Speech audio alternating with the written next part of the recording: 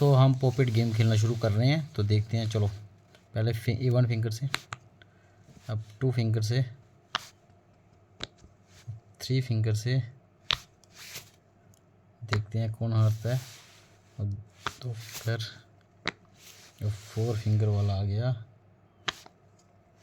Yes,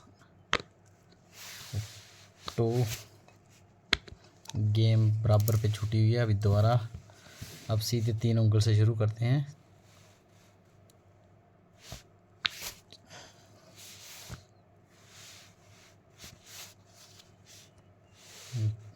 देखते हैं।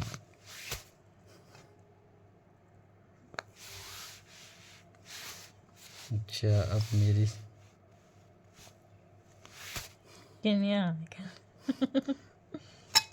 देखते हैं। ना ना ना, एक ही हैंड से, एक ही हैंड से करना था। विनर।